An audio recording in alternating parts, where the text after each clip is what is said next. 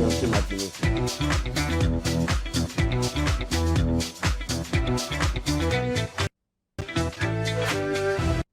D'accord, retour au plateau.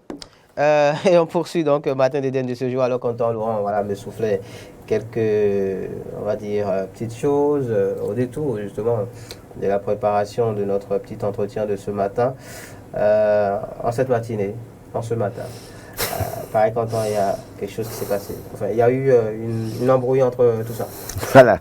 Alors Laurent, quoi de neuf tout à l'heure? Beaucoup de, on va dire, de faits d'actualité abordés par les quotidiens. Ce matin, il y en a quelques-uns qui sont récurrents. Quels sont ces titres justement qui ont retenu votre attention? Je crois qu'on parlera de la situation avec cet opérateur GSM qui, depuis samedi, en tout cas, nous embrouille et nous énerve. On parlera aussi de la maîtrise des prix, ce que le gouvernement prévoit faire en tout cas de toute façon, puisque pour contrôler la surenchère, et puis également ces faits qui mettent à mal le hautement social prévu par ou bien décidé par le chef de l'État le 23 mai 2021 à Porte-Novo. D'accord. Alors, qu'est-ce que cela vous inspire justement? Non, je crois que déjà, premièrement, quand on va à la une de Dynamisme Info aujourd'hui, quand vous constatez, vous vous rendez compte que fondamentalement, il y a un souci. Quand on regarde la situation, le chef de l'État a décrété le hautement social pour son second mandat, mais quand on regarde, on fait la somme de ce qui se passe au plan national aujourd'hui, on se pose la question si la vision du chef de l'État en parlant du hautement social est épousée par ses soutiens et ceux qui travaillent avec lui, ses collaborateurs. Ou bien est-ce que c'est le même chef de l'État qui a décrété le hautement social qui donne des instructions qui mettent à mal sa vision? On se pose la question. Et je pense qu'aujourd'hui, il faut faire un certain nombre d'actions, mener un certain nombre d'actions pour permettre aux populations de souffler parce qu'on sait qu'avec la Covid-19, il y a déjà eu beaucoup de problèmes. Et avec la morosité économique au plan mondial, parce qu'il faut préciser que ce n'est pas que le Bénin qui subit ça, contrairement à ce que certains pourraient penser, ils pensaient que c'est le Bénin seul qui subit les affres de la morosité économique et surtout les effets de la Covid-19. Ce n'est pas que le Bénin, c'est le monde entier. Vous allez même aux États-Unis, les gens vous diront c'est difficile. Vous avez des gens qui sont dans ces pays, en Europe, aux États-Unis, partout, qui doivent faire des affaires avec vous, qui font des affaires avec vous, et qu'aujourd'hui, ils ont du mal à régler un certain nombre de factures. Ça montre clairement que le problème est partout. Mais quand c'est comme ça, que faut-il faire? On a vu le gouvernement rencontrer les centrales syndicales, d'accord. Mais je pense, parce que quelque part, un journal a parlé de la maîtrise de la surenchère. Oui, il faut maîtriser la surenchère. Mais que faisons-nous pour accompagner les producteurs? Et j'insisterai toujours là-dessus. Ça peut choquer peut-être nos acteurs, notamment le ministère de l'Agriculture et un certain nombre d'acteurs. Mais le fondamental pour moi, c'est de travailler à subventionner, à accompagner les producteurs, ne serait-ce que dans la production. Pour dire, oui, si vous accompagnez un producteur dans la production de ces produits, des produits vivriers, des denrées alimentaires, je pense que dans une certaine mesure, vous êtes en mesure de lui dire à un moment donné, tu dois vendre ça à tel prix sur le marché local. Mais si vous ne lui donnez rien en amont, et que c'est vous qui vous levez du jour au lendemain pour lui imposer la maîtrise des prix, ça pose un problème. J'ai comme l'impression qu'à un moment donné, nos gouvernants oublient que nous sommes dans un système capitaliste. Et le système capitaliste, c'est la recherche du profit. Là où vous vendez votre portable à 25 000 francs, moi, je peux décider de le vendre à 35 000 francs. Parce que nous sommes dans un système capitaliste, je recherche mon profit. Et donc, nous pouvons faire le tous de maïs à Abomey, par exemple, à Dija, par exemple. Et sur le marché, je peux décider de vendre mon maïs à 200 francs le kilo pendant que vous vendiez votre maïs à 250 francs le kilo. Ça dépend de vos opportunités et ça dépend du profit que vous recherchez. C'est en cela d'ailleurs que justement l'action du gouvernement est, on va dire, la bienvenue. Non, justement, je suis d'accord. Non, je dis paternité, parce qu'à un moment donné, ok, on est dans une société capitaliste, mais on ne peut pas laisser tout faire. On ne peut pas laisser tout faire. On ne peut pas laisser tout faire. Le producteur qui a fait du maïs à Dija n'a pas les mêmes problèmes que celui qui a fait le maïs à Banikwara. Il n'a pas les mêmes problèmes que celui qui a fait le maïs à Ketou. Et donc, en fonction de l'effort fourni, le producteur est en mesure de fixer son prix compte tenu de l'effort fourni et du profit qu'il recherche. En bravant l'injonction justement de l'autorité. Pas bravant. C'est pourquoi je dis en amont, il faut un accompagnement de l'État. Parce que si l'État se rend compte, va s'informer des problèmes que les producteurs ont dans chaque localité, ça lui permet de savoir quel accompagnement donner à tel producteur dans telle localité, quel accompagnement donner à tel producteur dans telle localité. Et quand on finit de faire ça, on sait qu'on amène tous les producteurs au même diapason et à ce moment, ils sont obligés de vendre à un prix donné. La solution pour vous, elle est là. Elle est là. Il faut subventionner, il faut les accompagner. Après, on pourra maintenant imposer un prix donné. D'accord. Parce que nous sommes dans un système capitaliste, comme vient de me dire le contraire. Autre fait d'actualité, oui. Laurent, oui, ce réseau mobile qui, depuis quelques jours, se fout de nous. Vous dormez de l'insomnie, c'est ça? Pas de l'insomnie à moi. Vous avez trouvé le sommeil quand même? J'ai trouvé le sommeil. Vous êtes arrivé? Finalement, j'y suis arrivé. Je suis libre de changer d'opérateur à tout moment. D'accord. Je ne suis pas condamné à utiliser les services d'un opérateur. Mais je pense qu'il y a un désordre qui se passe. Le chef de l'État a dit que le Bénin est un pays de pagaille. Mais je me rends compte qu'il est là et les gens font la pagaille à son nez et à sa barbe. Il ne réagit pas. Apparemment, pour moi, il ne réagit pas. Parce que quand on a commencé à dénoncer cette affaire de 5% sur les services des opérateurs GSM, notamment sur les transactions mobile, le directeur des impôts est monté au créneau pour dire non, que c'est à l'opérateur de supporter. Mais on se rend compte. Et même l'opérateur a même fait semblant de nous passer un communiqué par le passé, dans le temps, pour nous dire que rien de cela, parce que que les clients n'allaient pas ressentir. Voilà, que la tarification, puisque des gens avaient fait même des calculs, tarification publiée, ils ont refusé, ils ont remis ça en cause.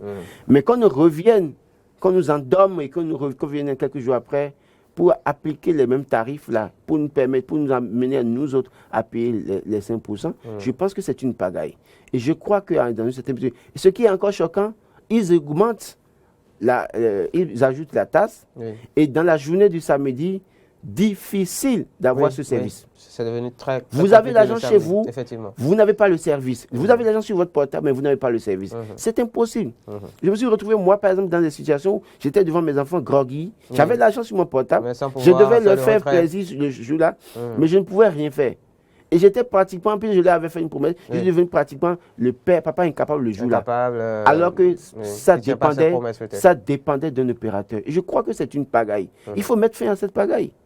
D'ailleurs, on a comme l'impression que parfois, le silence de l'ARCEP, on a comme l'impression, le silence des associations de consommateurs, on a comme l'impression qu'il y a une complicité à des niveaux donnés et que les gens n'ont pas le courage de parler. Je crois qu'il faut mettre fin à ça. Il faut mettre fin à ça. Autrement, on va continuer à penser qu'il y a des complicités à bien des égards à des niveaux donnés. C'est un problème qu'il faut prendre au sérieux. En parlant des associations de consommateurs, justement, on recevra sur ce plateau, si tout va bien dans les prochaines minutes, un président d'une de ces associations pour aborder des sujets liés entre autres à cette actualité.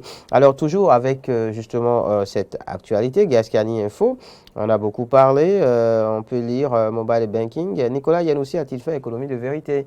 Parce qu'on se rappelle qu'à l'époque aussi, oui, au niveau de la direction générale des impôts, on avait... C'est ce que j'ai dit, c'est-à-dire que normalement, si le directeur général des impôts n'a pas fait économie de vérité, je crois qu'il faut sanctionner cet opérateur. Non, mais ce qui est sûr aujourd'hui, parce qu'on n'a pas encore tous les éléments, c'est peut-être qu'en temps, il y a eu un changement, il y a eu une nouvelle donne. L'opérateur ne peut pas se lever et appliquer des taxes sans avoir... Et le consentement de nos autorités. Raison pour laquelle... Ils sont tenus de nous démentir. On dit que l'opérateur s'est levé pour aller se permettre de nous appliquer ces taxes-là. C'est justement pour cela. En griffe une grugie. C'est justement pour cela que je vous disais qu'il ne s'agira pas pour l'autorité de se lever tout simplement et d'aller, on va dire, appliquer une sanction à cet opérateur. Parce que quelque part, forcément, il y a eu un petit changement dont on ne nous a pas encore parlé, mais qu'on saura peut-être dans les prochains jours. Oui, justement parce qu'il y a un autre opérateur sur le marché et qui, malheureusement... on n'a pas remarqué, justement, qui n'a pas taxation à son niveau. Et c'est là aussi le problème du patriotisme du cadre béninois, du béninois que nous sommes. Comment est-ce que nous entretenons le bien public? Dans ce pays, nous avions un réseau national, local, qui est Libercom. Qui appartenait à l'État. Nous avions un réseau qui appartenait à un Béninois. Bénécel? Non, pas Bénécel. Bénin, un national. Mais qu'avons-nous fait de ce réseau? C'est vrai que aussi à un moment donné, et c'est pourquoi j'interpelle les cadres. Parce que si les cadres avaient bien fait leur travail, les Béninois seraient nombreux à aller vers Libercom n'allait pas chuter. Oui. Si ceux qui avaient dirigé Libercom avaient fait preuve de probité et de bonne gouvernance, on n'en serait pas là où des gens qui nous ont mené les services nous malmènent et font de nous ce qu'ils veulent. Et à la limite, nos gouvernants sont même impuissants face à ces réseaux.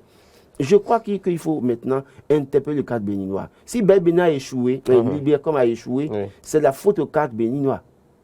Il faut insister là-dessus. Si Libercom a échoué, c'est la faute aux anciens gouvernants de ce pays. Les autorités que nous avons, autant qu'ils sont, ils avaient tous un numéro Libercom. Mais comment l'utilisaient-ils? Qu'est-ce qui se passait? Il y a, à l'époque, je n'ai trahi aucun secret, à la fin du mois, tous les cadres pratiquement avaient réseau, avec crédit de consommation sur Libercom, avec un certain nombre d'avantages, mais qui ne sont pas remboursés. Et tout ça participe à tuer la société nationale. Et ça, qu'est-ce qu'on a observé par la suite? Le gouvernement actuel est arrivé à décider de fermer pratiquement et de reprendre les choses à zéro. Et je crois que le nouveau réseau qui sera installé sur les centres de Libercom, il va falloir interpeller les cadres pour qu'ils comprennent que ce qui est national, qui est public, il faut prendre ça au sérieux, il faut respecter ça. Ce n'est pas bien. Il faut revoir le mode de gestion, en fait. Voilà.